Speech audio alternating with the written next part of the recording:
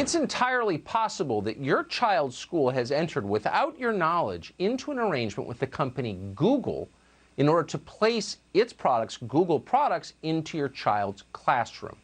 So what does that mean for your child?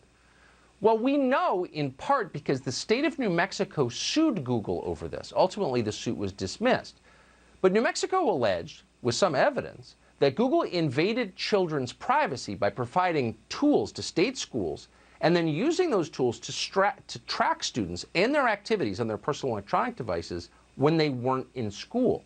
Google knew what their kids were doing even when they weren't in the classroom, and all of that happened without parental consent.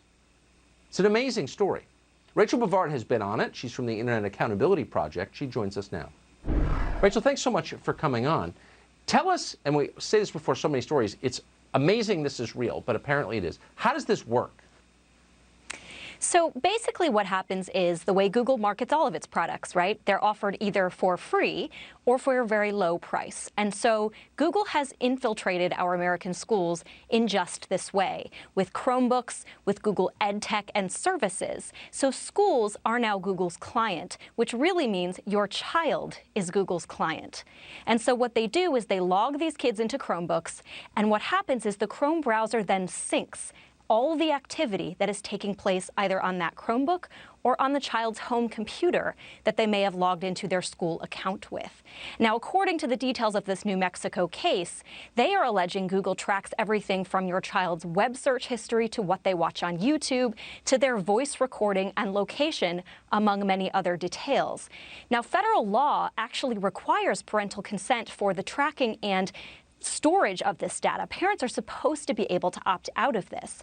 But an initial judge in New Mexico at the district court level said, well, hey, schools can consent on behalf of the parents. So this is a very troubling development for parents because their child is now a client of Google. A profile is being created. Now, Google says they don't use this for ad revenue, but Google has made those claims before and they haven't quite panned out. Yeah, I mean, I wouldn't just say a client of Google, I would say a victim of Google. Your child is being exploited by the most powerful company in the world for profit, and there's literally nothing you can do. Can parents opt out of having their kids use Google products in school? Well, you would think, but then they'll be shut off from how schools really educate these children now. Google has made itself essential to how we educate in public schools. And I think what's worse is that, you know, in many cases, Google uses teachers in these schools to advertise to other teachers. So they aren't having to advertise, they're using teachers to do it. It's some sort of warped multi-level marketing scheme. But again, Google is not a trustworthy actor here. I mean, they've been fined multiple times for the misuse of children's data. As recently as 2019, they were fined $170 million for misusing the data of children collected from YouTube. So again, Google's not a trustworthy actor here, and there's not much, unfortunately, parents can do unless they take it up directly with their school district.